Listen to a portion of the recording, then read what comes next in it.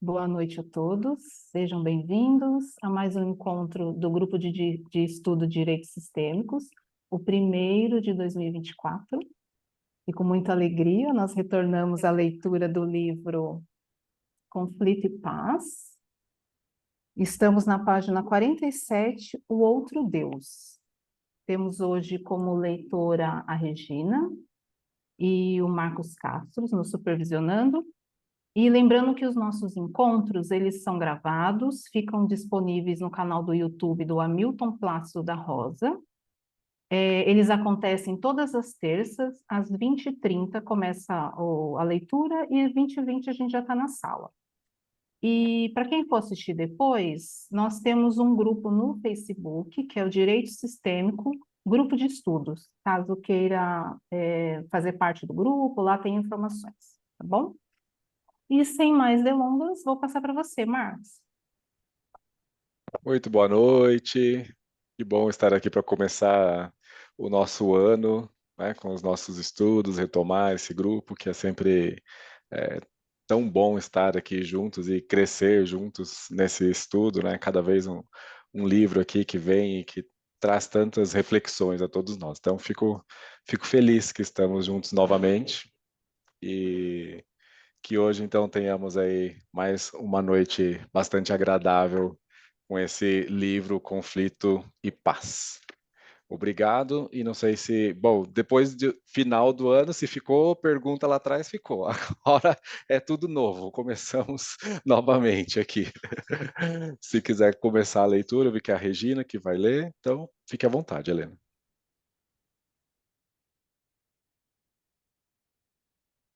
Posso começar, então? O outro Deus.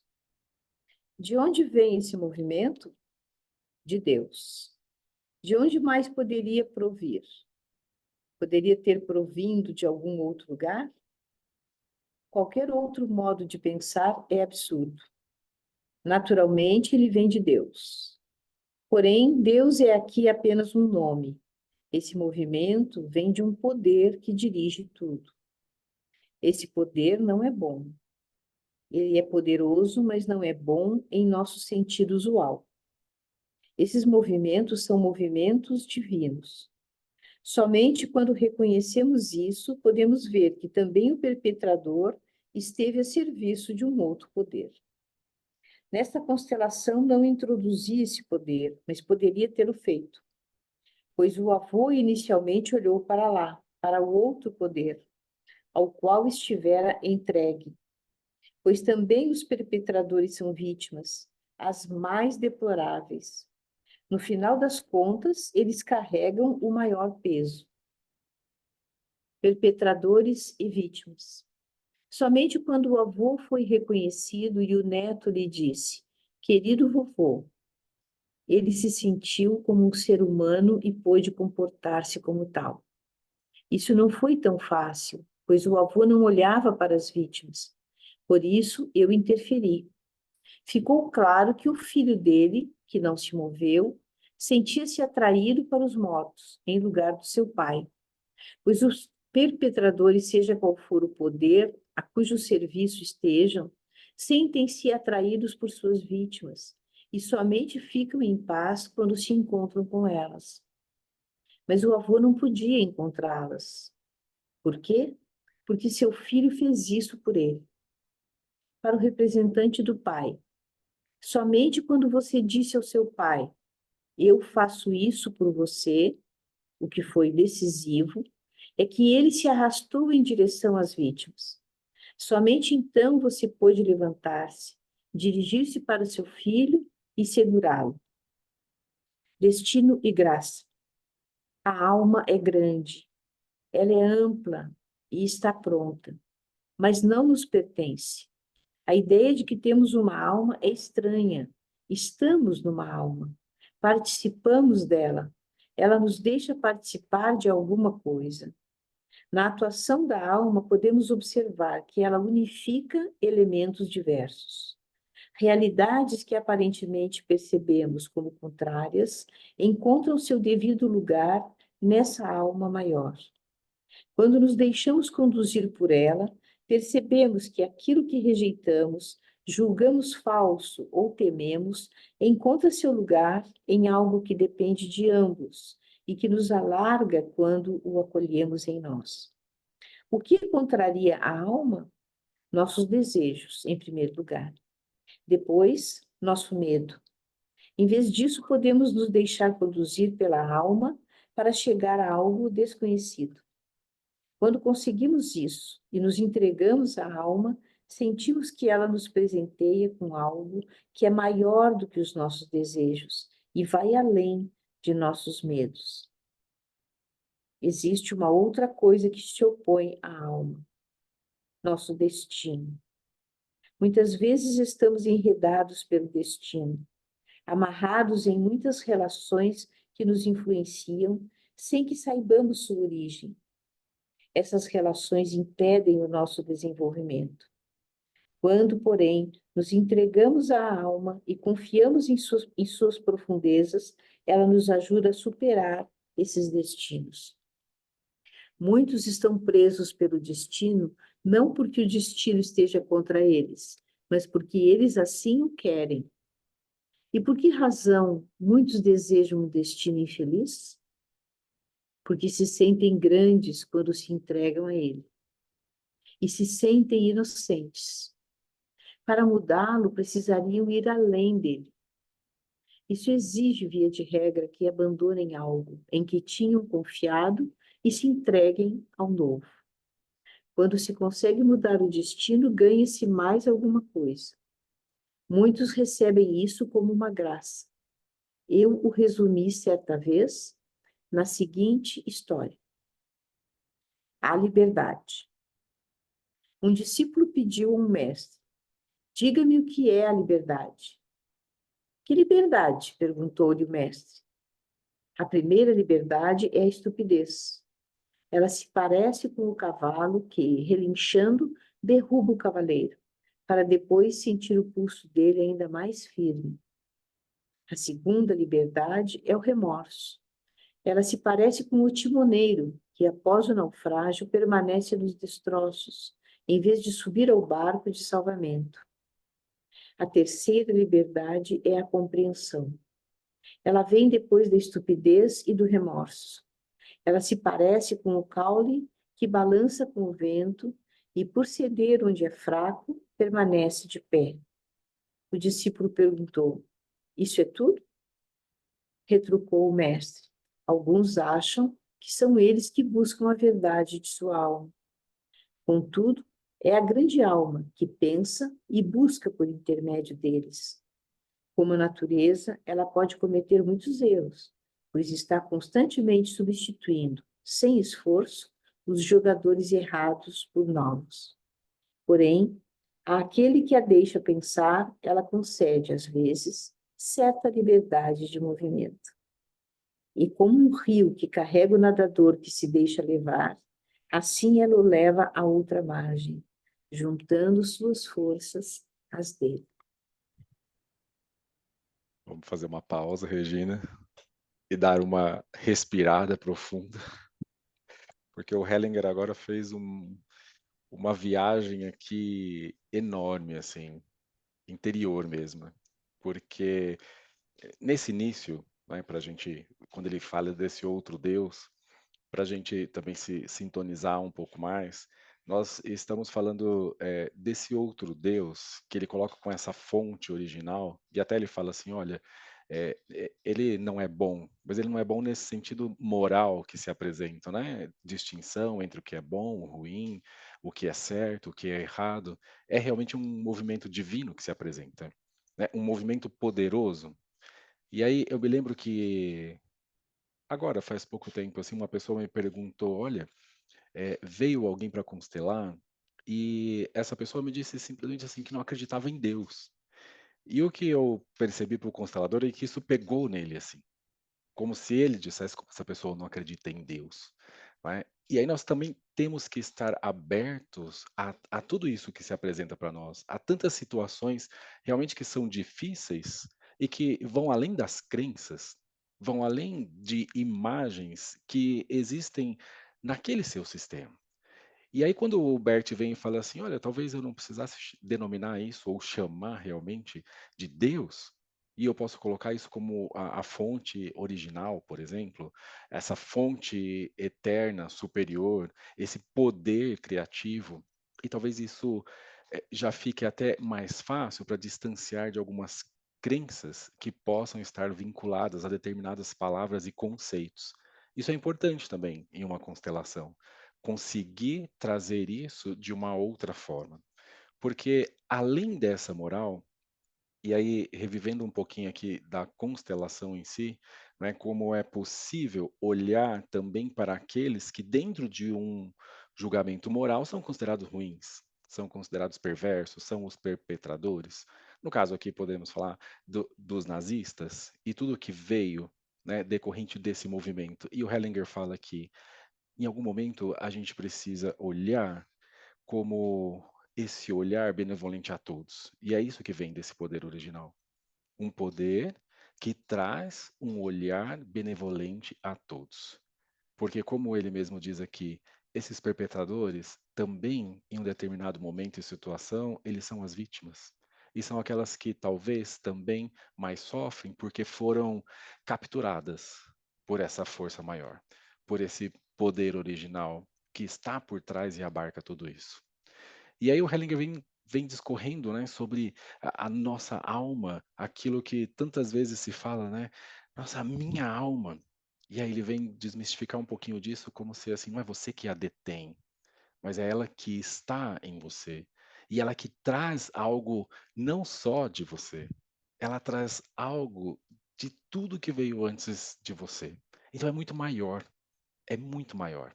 É como se, sim, passasse por você algo que não contém apenas você, mas que está presente, por exemplo, em todo o seu sistema.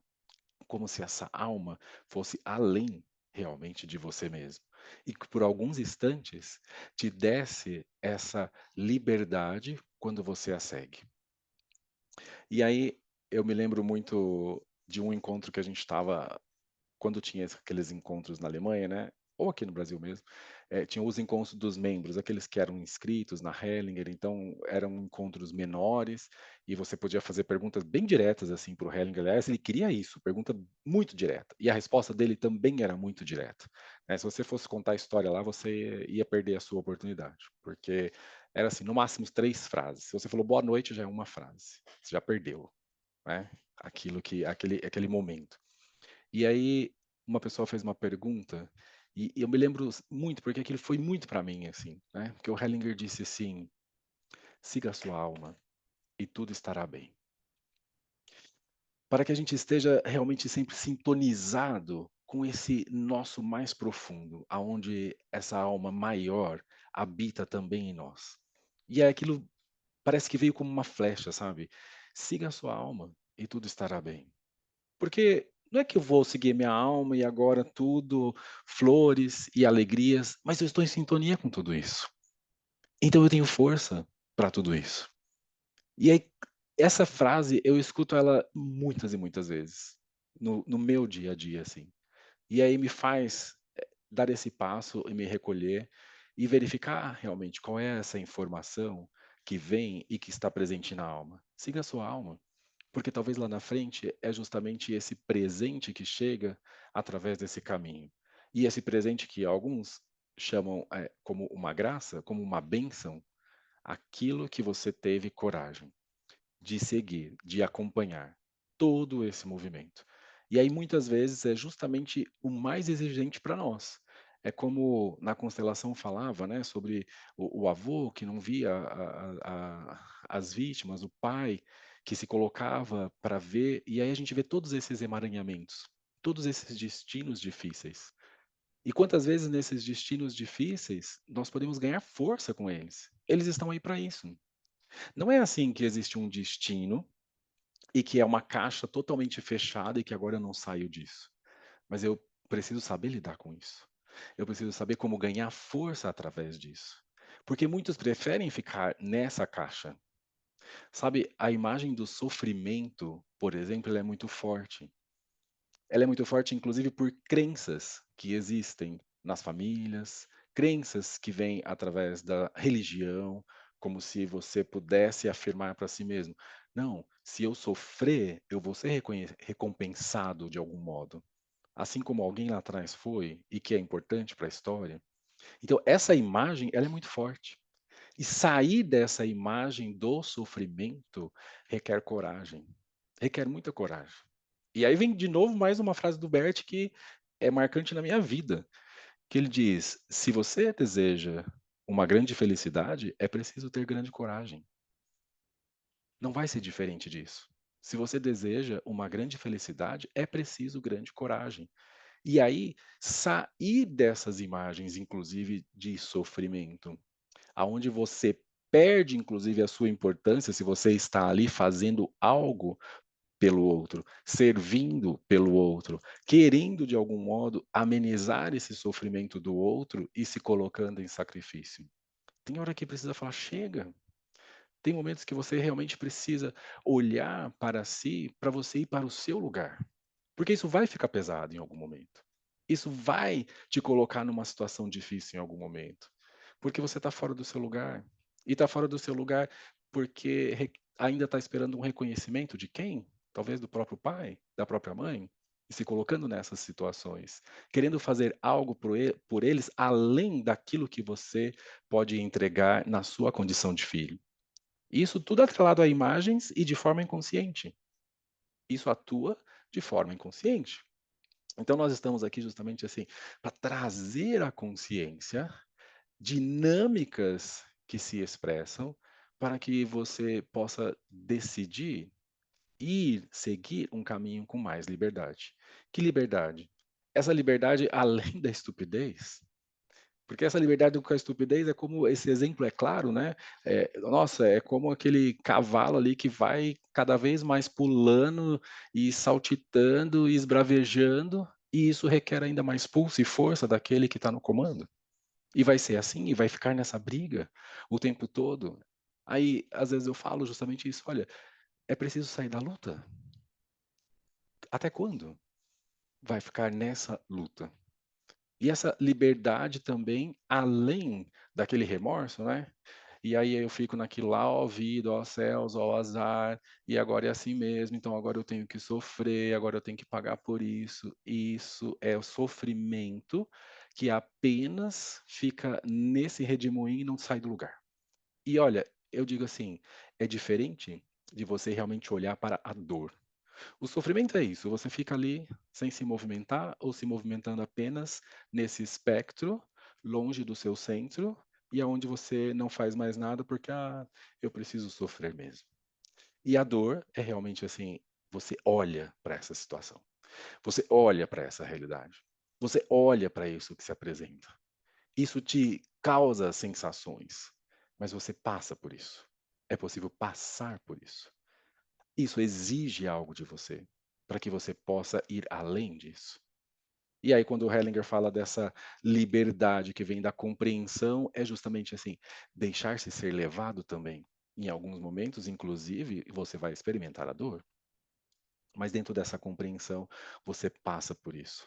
Como essa árvore, né, e que vem as tempestades e vem o vendaval, e ela, por deixar-se ser levada, permanece em pé. Permanece em pé. Aqui o Hellinger fez uma uma trajetória enorme aqui, pelo menos dentro de mim, assim, e eu quis deixar, compartilhar com vocês, e aí também fico à disposição para escutá-las um pouquinho.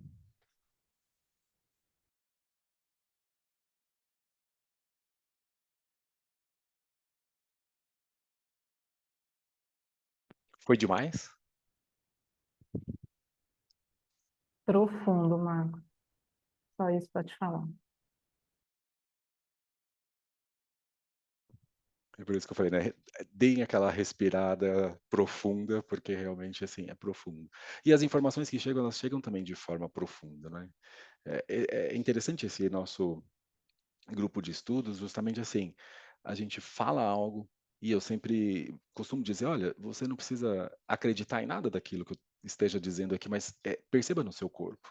Perceba o que acontece em você, perceba o que faz sentido para você, Para onde isso te leva quando isso é dito, né? Para que a gente possa cada vez mais ir além das palavras, né? O Hellinger, ele trabalhava assim com as palavras, mas isso ainda era superfície, né? A gente precisa ver o efeito que isso tem em nós.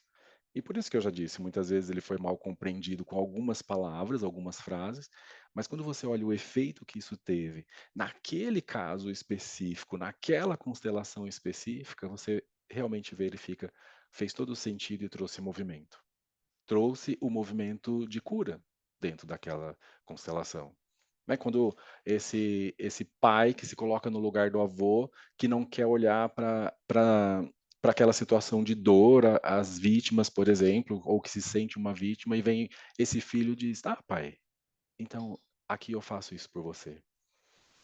E aí a coisa fica séria, porque esse pai começa a olhar também por esse filho, e talvez esse pai não queira que esse filho sofra, e começa a perceber qual é a sua responsabilidade dentro de tudo isso, qual é o seu papel dentro de tudo isso, qual é a sua tarefa dentro de tudo isso. E aí então vejo que às vezes frases que são ditas assim, que são realmente fortes, também são bastante profundas e de uma profundidade aonde o movimento da alma, o movimento do espírito pode atuar. É aí que a gente precisa olhar. Bem aí. Ok. Alguém gostaria de fazer alguma pergunta? Eu Fernanda queria está mais. levantando a mão. Tudo bem. Eu também. Então, depois eu Deixa eu falo. ver, quem está falando, a Mônica ou a Fernanda? Eu vi que as duas levantaram a mão. Mais duas. Veja aí quem começa. Tanto faz. Pode, Mônica. Fala que depois eu falo. Então, tá. Vou falar, então. Marcos, uma pergunta. Então, porque a gente está falando aí da alma, a gente diria que não somos responsáveis 100%, né, pelo nosso destino, por nossas ações. Teria a ver com isso? Porque se a gente está habitado nessa grande alma aí, como é que fica? A responsabilidade ela sempre existe. Você conhecendo, tendo a consciência ou não dos emaranhamentos Emaranhamento. das informações que estão presentes e que são fornecidas dentro dessa grande alma. Não dá para a gente dizer assim, ah, então agora eu não tenho mais responsabilidade de nada. Ao contrário, é justamente quando tomamos para nós aquilo que é nosso e a nossa responsabilidade, que temos a Uhum, oportunidade de seguir com mais clareza nas nossas decisões. uhum, E aí, nesse sentido, o que a gente está querendo dizer é que realmente você falar assim, ah, eu tenho o controle de tudo e eu sei tudo, calma, não é bem assim. Porque não é existem sim, 100%. Uhum, não, existem sim informações que estão presentes dentro do seu sistema, né, daqueles sistemas que você participa e que você desconhece, e que mesmo assim atuam. Então, aí já vem uma vez que a gente conversou um pouquinho sobre esse livre-arbítrio, né? E talvez ele não seja tão livre assim sim, como isso. alguns pensam. Existem Uhum, interferências, uhum, existem outras informações que também atuam. Agora, a responsabilidade desses atos, ela acontece. Quer você conheça essas ordens ou não. Quer você uhum, saiba desses eventos e desses emaranhamentos, desses vínculos, desse destino ou não. A responsabilidade, ela sempre está presente. E aí o que eu digo é justamente ao contrário, nesse sentido de que quando eu tomo essa responsabilidade para mim, independente de que existam informações que eu desconheça aqui, eu posso fazer algo por mim mesmo. E eu posso, inclusive, lidar com essas situações difíceis e que estão presentes dentro do sistema, do destino, e que fazem parte desse processo de crescimento, inclusive em nós, interiormente, na nossa alma, na grande uhum. alma. Né? Seria, então, assim, quando a gente olha para a nossa dor, né, tem essa possibilidade, né? Tem aquele ditado, né? A dor é inevitável, mas o sofrimento é uma escolha, né? Tem a ver com isso, né? Que seria uma forma de você não querer ficar num lugar que não te pertence. né? Você tomar uma atitude, né? Uma ação, né? Isso. Legal. É bonito, né? Essas coisas que ele escreveu aí. Muito bom. É muito bonito. Muito Ah, bonito. E mas é assim, assustador também. e de assim, uma experiência profunda, quando você realmente conhece isso que ele está dizendo na sua vivência. Vai muito além da teoria ou desse bonito externamente, mas assim, agora isso passa a atuar em mim. Agora eu realmente experienciei isso também em mim. Sabe por quê, Mônica? Às vezes assim tem pessoas que até sabem, né, de algum tipo de emaranhamento e falam assim: "Ah, não, é assim. Na minha família é assim, porque o meu tio fez assim, a minha avó, não Eu sei o quê", nasci assim, eu morri assim, vou viver assim. e não vivenciam isso. Não experienciam isso nessa profundidade. E permanecem conectados, ligados a isso, e vivenciando essas informações e transmitindo essas informações adiante, por não tomar a responsabilidade que Uhum. é sua, mas sim imputando algo ao outro e permanecendo, como você disse, nesse sofrimento. E muitas vezes o Hellinger falava, nesse sofrimento, muitas pessoas se tornam evidentemente infelizes, mas aprendem a lidar com isso e ficam estagnadas aí. E a E aí por constelação é isso, tão bonita, né? Dá a chance da pessoa poder agir nisso, né? Fazer por si e pelo seu sistema, né? Então, nossa, é uma gratidão, assim, né? Né? às Ter essa vezes possibilidade precisa, de fazer a sua parte. sabe que às vezes precisa assim, vir os filhos para mostrar algo para esses pais de onde é que eles têm que tomar aquilo que realmente é deles. E os filhos Uhum. mostram, eles mostram. É. Ok, Obrigada. obrigado, Mônica. Obrigada a você. Fernanda, Foi. Eu fiquei assim muito pensativa com o último parágrafo da página 48. Onde diz assim: existe uma outra coisa que se opõe à alma, nosso destino. E aí ele termina dizendo: quando, porém, nos entregamos à alma e confiamos em suas profundezas, ela nos ajuda a superar esses destinos. E aí eu queria te ouvir mais sobre isso, porque assim, o nosso destino se opõe à alma. Então, aqui, os nossos emaranhamentos, as nossas. Porque depois ele vem falando, muitas vezes estamos enredados pelo destino, amarrados em muitas relações que nos influenciam, sem que saibamos sua origem. E essas relações impedem o nosso desenvolvimento. Como, então, é, vivenciar essa entrega à alma e confiar nas profundezas dela, assim, como entregar, assim, estando tão inconsciente desse processo, assim, ok.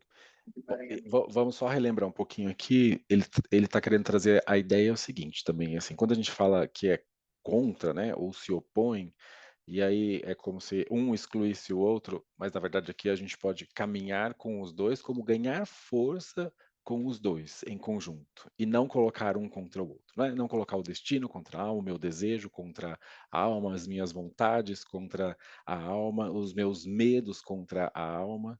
E aí o Hellinger estava colocando assim: olha, a alma é grande. A alma é grande, a alma é maior, ela passa também por nós, cresce em nós e passa por nós. E nesse crescer também em nós, passar por nós, nessa grandeza da alma, abarca inclusive tudo isso que vem e que está em nós. Isso que nós falamos, dos nossos medos, dos nossos desejos. E aí vem aqui falando assim dos nossos destinos. E como eu disse assim, como é possível extrair força desses destinos? Justamente quando eu começo a entrar em sintonia com algo que é maior que esses emaranhamentos, que é maior que essas informações tão restritas e que fazem parte desse sistema. Quando eu começo a entrar em sintonia com essa grande alma. Ah, Marcos, e como isso eu faço na prática, já que tem coisas que estão só no inconsciente? E aí eu estava falando para vocês justamente dessa vivência. A constelação familiar ela nos auxilia nessas vivências, nessas experiências, porque aí sim eu vou tomando conhecimento ou consciência dessas dinâmicas que ainda permaneciam ocultas e que atuam dentro do sistema. Somente quando a gente vai tomando consciência dessas dinâmicas, a gente vai tomando mais clareza para as nossas decisões, em sintonia com essa grande alma, quando eu consigo dizer o sim para essa grande alma e o que ela requer de nós. Porque muitas vezes, porque falam que essa constelação não adiantou nada, mas a constelação vem e mostra algo e a pessoa precisa tomar uma decisão.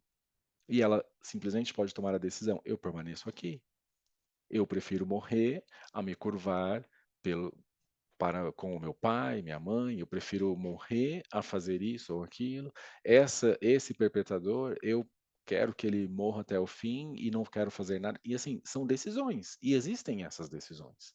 E a gente percebe que essas decisões, a constelação pode nos mostrar que ela está contrária ao movimento da união, da reconciliação, da paz, da sintonia, da harmonia, daquilo que vai te levar adiante. Ou seja, você fica preso, enredado nessa situação, inclusive pode ser na culpa, pode ser no medo, pode ser na vingança. Tem muitos que ficam nessas sensações, nessas emoções, nesses sentimentos e não se entregam ao movimento de reconciliação que a grande alma pede. E aí você vai falar assim: poxa, olha que destino difícil que limitou a vida dessa pessoa. Ela ainda não conseguiu tirar força, uma grande força, de um destino tão difícil. E aí a constelação também nos auxilia justamente nisso. Como eu posso extrair uma grande força de um destino tão difícil para seguir adiante? E, inclusive, talvez ir além, ter essa bênção, como o Hellinger falou aqui, ter essa graça de ir um pouco além daquilo que já foi vivenciado e experimentado dentro do meu sistema, dentro daquilo que eu conheci, dentro daquilo que eu vi, dentro daquilo que eu ouvi dentro do sistema. Tudo isso influencia em nós. Tudo isso. Tem coisas que você vai falar assim: a Fernanda ouviu dentro do sistema dela. Ela não viu, mas ela ouviu. E ela assimilou aquilo dentro de si. E tem coisas assim que ela viu. E extraiu dali uma imagem, extraiu dali uma interpretação. E nem sempre aquilo é a verdade absoluta, mas é uma verdade que se mostrou em algum momento. E aí, quando a gente vai colocar tudo isso dentro de uma constelação, quando a gente vai olhar para essa história, a gente pode ver que dentro dessa história, sim, existem tantas coisas difíceis, mas existe também um outro poder atrás dessa história que conduz tudo isso. E que quando eu consigo olhar para ele e passar por essas situações difíceis, eu consigo ganhar também uma grande força para ir além e fazer um pouquinho diferente, com essa bênção, como eu disse, de todos esses que vivenciaram aqui, porque eles também querem que você possa ser feliz. Eles também querem essa imagem de que, eu sofro assim como você, ela não traz solução dentro desse sistema. Eu me castigo assim como você foi castigado, ela não traz solução dentro desse sistema. Eu trago a sua sensação de abandono, porque essa sensação de abandono está presente aqui dentro do meu sistema. Isso não vai solucionar. Essa sensação vai seguir adiante. Eu me sinto fora do contexto das relações, parece que eu estou sempre à margem, não me sinto desejada ou amada, porque lá atrás alguém também se sentiu assim. A gente pode trazer tudo isso, olhar para tudo isso e, inclusive, em algum momento, se curvar para tudo isso. Que sim, realmente foi assim. E realmente aconteceram coisas difíceis aqui, bem difíceis. E que agora eu dou conta disso, mas dou conta de que também existe esse movimento poderoso e que olha para mim com benevolência, que também olha para mim com bondade, que também olha para mim com esse amor que eu posso seguir adiante. E aí, talvez, a partir desse novo olhar, dessa nova sintonia, o meu destino também se amplie. O meu destino também possa abrir espaço para eu trilhar um caminho um pouquinho diferente. E aí é quando eles se encontram, destino e alma juntos.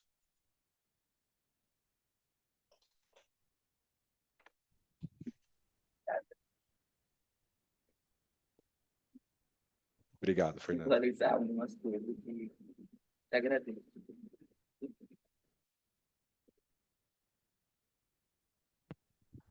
Mais alguém gostaria de perguntar, de falar? Alguém gostaria de comentar algo sobre isso? Pessoal aí?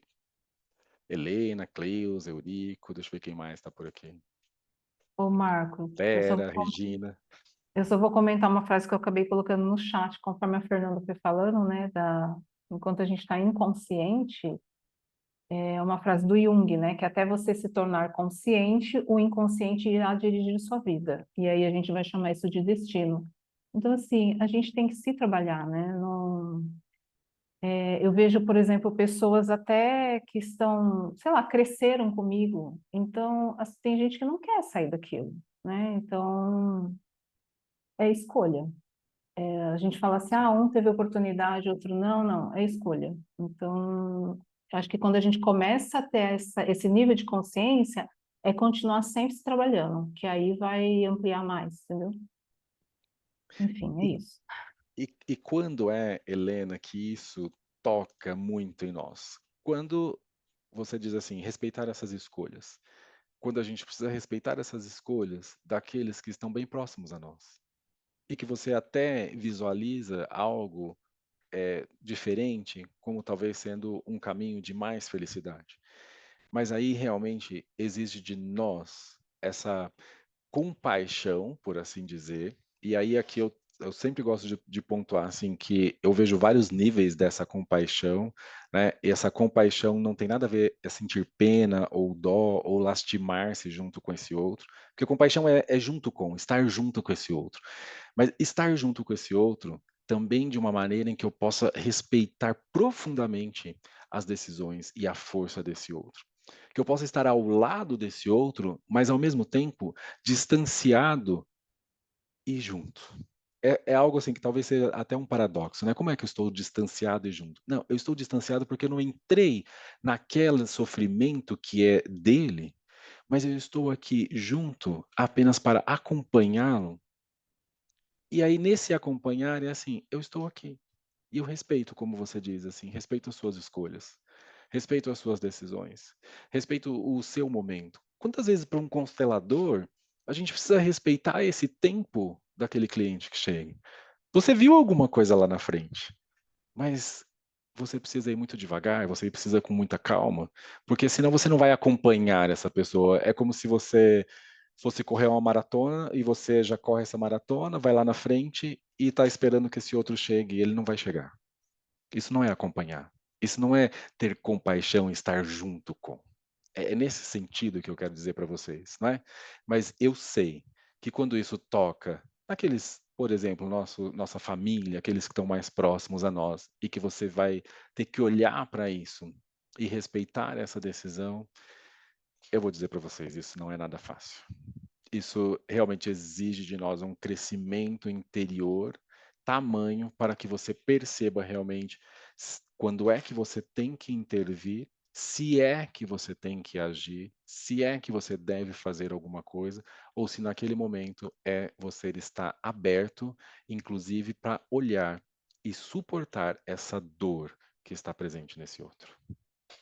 Ô, Marcos, só para complementar, e eu vejo que a gente tem que ter essa compaixão conosco, primeiramente, até porque a gente fala assim, ah, agora eu já conheço constelação, eu pelo menos, né, me cobrava demais em algumas coisas, então hoje eu estou aprendendo muito a respeitar o meu tempo, tem coisas que não dá, né, então assim, ou às vezes você dá 2 passos para trás, então, ok, vamos recomeçar, entendeu?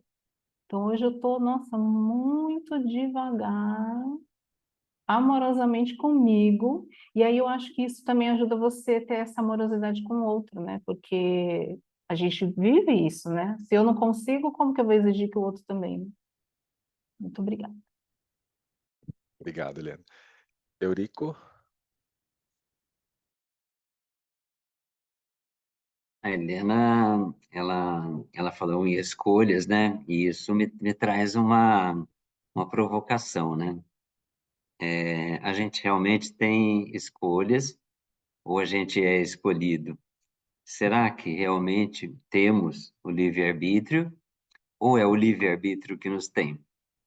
Será que muitas vezes aquela escolha, aquilo que a gente chama de escolha, aquele caminho que a gente escolheu, será que ele não está dentro da gente? Será que ele não esteve sempre dentro da gente e a gente foi escolhido para seguir esse caminho? Esse caminho está dentro de mim e eu não tenho como escolher, eu não tenho essa liberdade tão grande de escolha. É só uma provocação, né? Acho assim que se a gente olhar pelos dois aspectos diferentes, ambos têm lugar, mas é só uma reflexão, é só uma provocação para a gente refletir um pouquinho sobre isso quando a gente pensa em escolhas, né? Acho que não sei se a gente sempre tem esse livre-arbítrio, se a gente é tão livre assim, ou se a gente escolhe, segue um caminho, segue um destino, porque aquilo tudo está dentro de mim. É só para a gente provocar aí, levar essa reflexão com a gente aí. Temos de um lado e de outro, né? Eles estão ali presentes. E para alguns, o que eu diria? O que eu diria para alguns? Viva a experiência. Viva. Viva a experiência. E aí, ao viver a experiência, você talvez seja apresentado ao caminho uma vez, mais e mais e mais. Só que, como você disse, né, existem isso, de que em alguns momentos eu estou tomando decisões e me achando totalmente livre, na verdade está num enredamento total. Está totalmente vinculado às informações e a crenças e valores já existentes. E outras vezes você pode se deparar com essas crenças, valores, e aí você realmente se centrar, olhar para isso e verificar qual é o caminho que você pode tomar. Então, temos essas duas frentes, né? O tempo todo. E isso é o tempo todo. O tempo todo. O tempo todo. E quando a Helena tinha falado e a gente comentou, né, sobre, poxa, olhar com compaixão para mim mesmo, né, me perceber, porque a cada momento, assim, também existem tantas iscas aí que tantos convites a nós para que, assim, que você saia do seu lugar, que você vá fazer algo que talvez você nem queira. E aí você precisa, assim, realmente ter essa postura, estar, vigilante consigo mesmo e amorosamente vigilante consigo mesmo, para que você tome essas decisões o mais centrado possível. E aí também abarque a responsabilidade e as consequências que vêm dessas decisões. Isso sim. E aí você vai seguindo esse caminho. Obrigado, Eurico. É lá e cá. Não estamos isentos. E aí, assim, conheci constelação. Parabéns, você também não está isento disso. E vai acontecer com você mais vezes ainda. Oi, Helena, diga. Vou colocar mais uma pimentinha na provocação do Eurico. Concordo com o que o Eurico falou. E aí, assim, eu vejo as pessoas, né? Então, estão falando de constelação. Vai olhar lá, estou emaranhado, né? Então, as pessoas, no geral, usam o emaranhamento, né? Ou a questão lá como uma muleta. E eu, muitas vezes, também, nas minhas reflexões, né?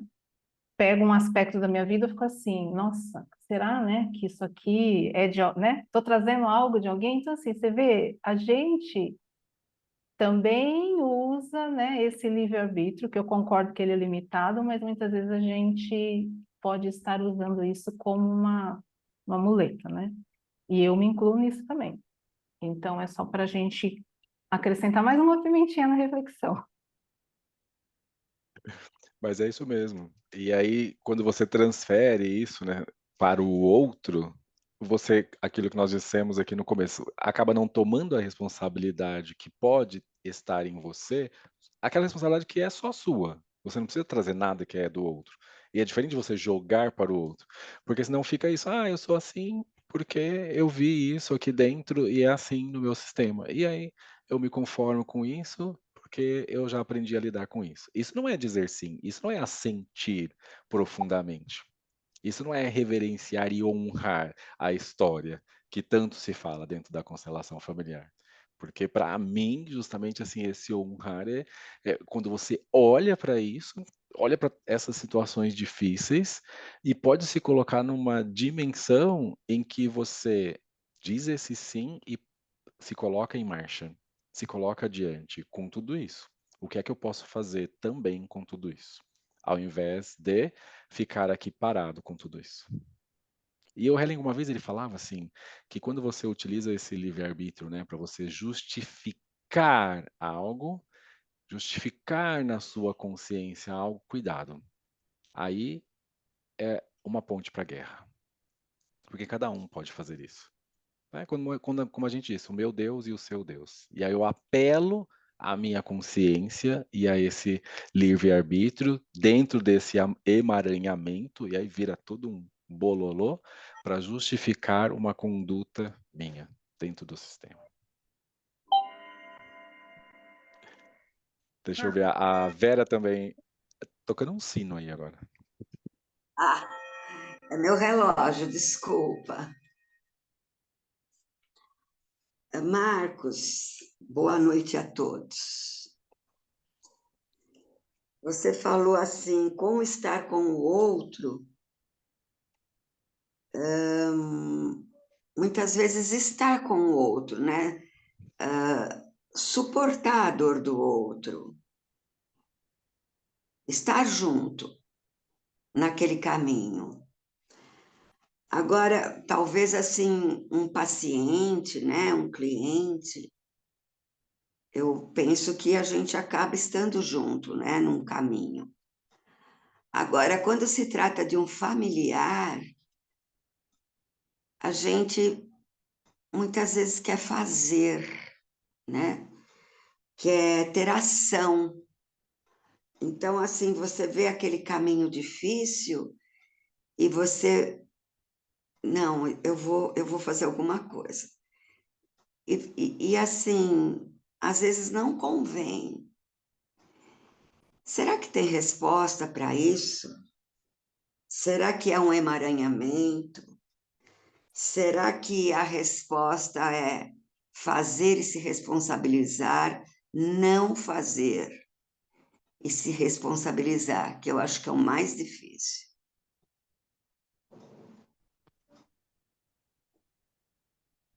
Como eu disse antes, assim, tem momentos que você vai ter que viver a experiência. Mas posso falar algo sobre o que a gente leu aqui anteriormente, quando o Bert falou desse Deus e desse poder, e ele inclusive disse assim: olha, ele não é bom. Ele não é bom nesse sentido, né? De que dentro dessa nossa moral não tem essa distinção do bom, do ruim. É benevolente para com todos. E é claro que quando você traz, Vera, essa situação, né? Um cliente que vem, que me procura, é distante de mim, não é? Eu consigo acompanhá-lo. E aí quando chega um familiar e que talvez eu tenha, né, um vínculo bem mais profundo, um amor, inclusive, mais profundo, eu já tenho alguma intenção aqui dentro. Uma intenção de que, por exemplo, ele seja feliz, que ele possa ser feliz. E dentro dessa intenção, pode ser que justamente eu me perca dessa sintonia com o todo. Dessa sintonia com esse poder originário, com esse poder criativo, e que olha para tudo isso. E aí exige de nós o quê? Um profundo recolhimento. Talvez essa palavra possa auxiliar. Exige de nós um recolhimento para que realmente eu possa perceber se eu devo fazer algo ou não. Porque muitas e muitas vezes, e na grande maioria das vezes, esse fazer algo, primeiro eu não suporto ver o sofrimento desse que eu amo ao meu lado. Eu quero fazer algo, eu preciso fazer algo, eu tenho que fazer algo. E nesse eu preciso, eu tenho que fazer algo, na alma pode-se chegar a uma ingerência extrema de algo que faz parte desse outro, que faz parte do crescimento desse outro, que faz parte do destino desse outro, que faz parte, inclusive, de nós reconhecermos a dignidade desse outro, para que ele possa olhar também para essa dor e encontrar um caminho por si mesmo. E aí talvez o meu papel não seja fazer, e como eu disse, seja estar junto, seja ser compassivo, estar junto sem agir e ao mesmo tempo totalmente aberto para esse outro que está à minha frente. E aí, quando eu falo sem agir, é sem agir nesse aspecto de que eu vou lá querer fazer alguma coisa, mas nesse outro nível, essa abertura, essa presença, ela traz luz para esse outro. Eu não sei se vocês já experimentaram isso. Quando você se abre e está presente totalmente para esse outro, muitas vezes ele sai e te agradece sem você falar uma palavra. Você não precisa dizer uma palavra e a resposta chegou para esse outro. Você também teve um papel ali, um canal que chegou uma informação importante para ele, por ele mesmo, por ele mesmo. E quando chega por ele mesmo, ninguém tira mais isso dele. E ninguém tira essa força dele. Ele segue nessa força. Então, sim, eu sei, não é fácil. Não é fácil. Ninguém diz que é fácil. Mas é possível experimentar também essa outra frequência, essa outra forma de estar junto com e auxiliar, sem a necessidade de sair fazendo aquilo que você entende que é o melhor para o outro. E nesse que você entende o que é melhor para o outro, mais afasta desse outro do que aproxima. Claro que em alguns momentos a gente vai poder fazer algo. Não estou dizendo que agora nunca pode fazer nada pelo outro. Não é isso. Mas é você se recolher primeiramente, para você realmente perceber se esse outro deseja a sua ajuda, precisa da sua ajuda, e se você pode entregar algo, se é o momento de você fazer algo, ou se é o momento que você ainda precisa se recolher um pouco mais, inclusive para suportar essa dor que você está vendo desse outro. Então são várias implicações. Às vezes esse outro pede. Como eu disse assim, ó, pedir não significa sempre que você deva fazer, porque muitas vezes é uma isca para te colocar em um lugar aonde não é o seu lugar. Quantas vezes pai e mãe pede alguma coisa para te colocar em um lugar que não é de filha? E eles vão pedir, eles vão lançar a isca. E às vezes é justamente porque eles estão distantes do próprio pai e da própria mãe e querem colocar alguém ali no lugar. Querem um cuidado que seria desse pai e dessa mãe e que você não vai conseguir dar. Você não vai conseguir suportar, você não vai conseguir oferecer. Então, nem sempre que você recebe esse convite, você deve aceitá-lo.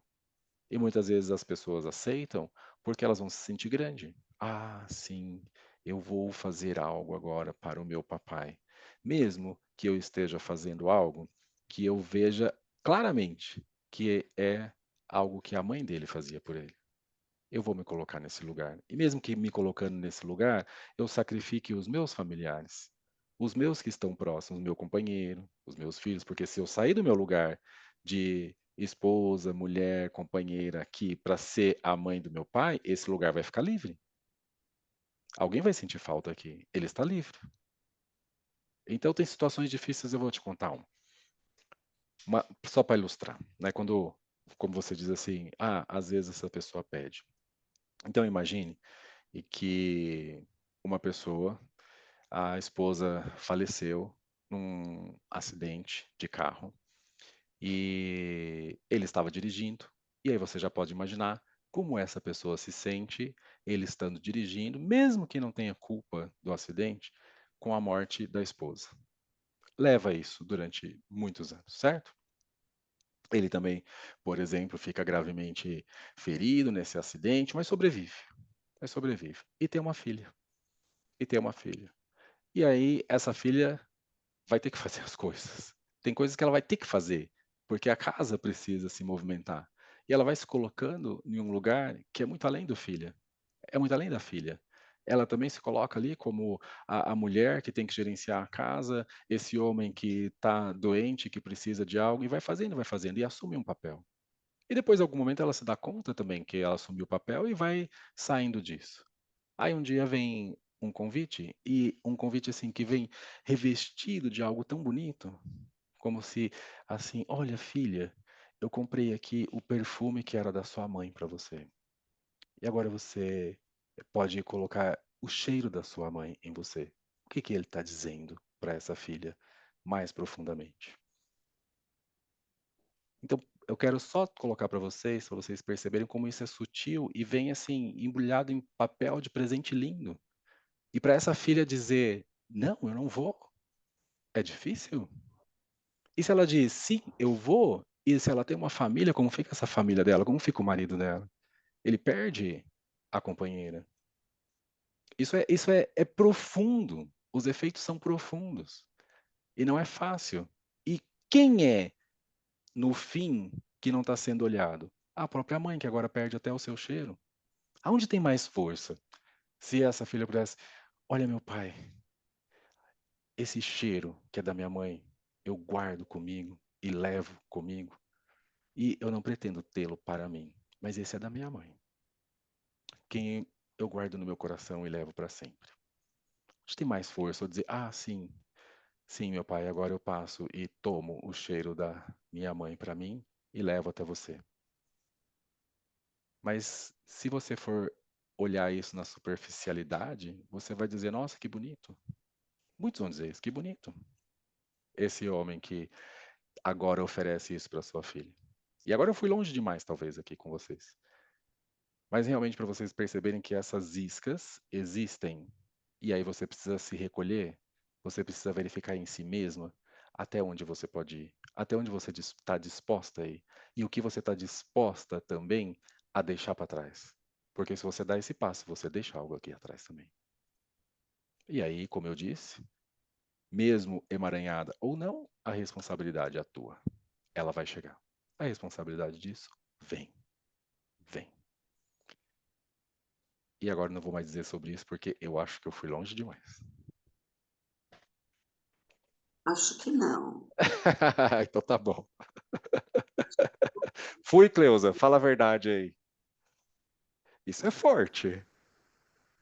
Se alguém viveu isso aqui, Não vou dizer que você foi longe demais, mas é assim, é muita coisa para a gente trazer com a gente e refletir, né? Então, muita coisa para a gente estar trabalhando em nós, né? Como dizer, sentindo em nós tudo isso e não ficar só no, nas palavras superficiais. se eu passei esse recado, tá ótimo, então. Fernanda, por que eu falo quando eu tô longe demais, indo longe demais? Eu percebo, assim, tudo vai se aquecendo por aqui. E aí eu percebo que existe uma grande força nisso, né? Existe uma grande energia em tudo isso. E se existe essa grande força, essa grande energia, é porque isso não é só para um, isso é para muitos, para várias pessoas, né? Então isso também atua em mim, no meu corpo. E eu só compartilho isso com vocês. Diga, Fernanda. E eu sou grata, porque toca é algo que eu já vivenciei, muito, muito próximo disso. Mas o que eu queria partilhar é que durante a sua fala do assentir, pensando no que você tinha dito sobre o que eu tinha dito anteriormente, para mim, me veio assim a imagem de que do destino difícil, né? Dessa conexão de reconhecer, o assentir no movimento de reconhecer aquilo que é, de olhar, conseguir enxergar o que é maior. Então, para que eu faça esse movimento de poder ir além desse destino difícil, né? Desse desafio, dessa conexão, me veio essa imagem mesmo do movimento do assentir, de olhar, reconhecer aquilo que é, curvar-se diante daquilo que é grande demais, né? E ao me curvar diante daquilo que é grande, eu posso tomar me ver pequeno diante daquilo e deixar que algo brote, uma força brote, para que eu consiga ir além. E deixar aquilo me atravessar e conseguir olhar para tudo como é, mas também enxergar o que está lá, que também é grandioso, mas é como se fosse um caminho. Eu falo e vejo um caminho. Né? É isso que ficou, assim, esse movimento de curvar-se, reconhecer, ver aquilo que é grande, reconhecer a sua pequenez E a partir daí deixar que isso floresça uma força para que possa caminhar. Uma bela imagem que você trouxe para nós, Fernanda. Uma bela imagem. E aí, poderia acrescentar depois de tudo isso, e finalmente sorrir. Novamente sorrir.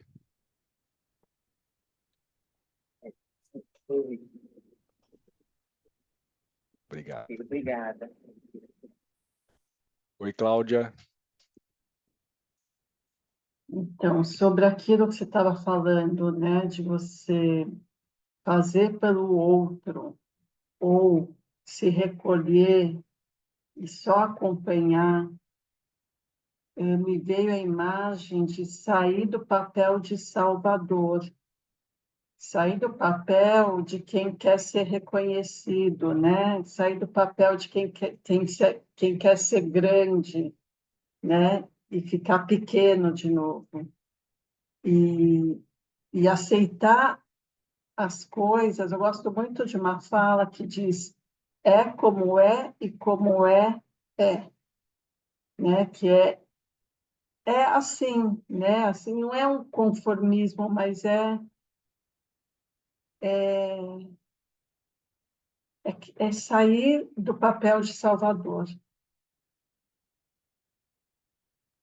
Muitas vezes é realmente isso. Exatamente isso. E aí, a gente precisa perder a nossa importância. Bem menos, bem menos, bem menos. Meus queridos, acho que já estamos no horário, não vou, né, ler um pouquinho mais. Aí passo para você, Helena, não sei se tem recado. A Dilena sempre tira uma foto aí, porque é a nossa cuida das Vamos nossas tirar uma redes foto. sociais. Sim. Quem quiser sair na foto, liga a câmera.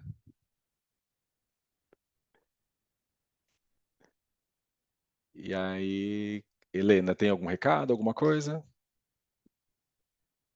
Não, no chat também não.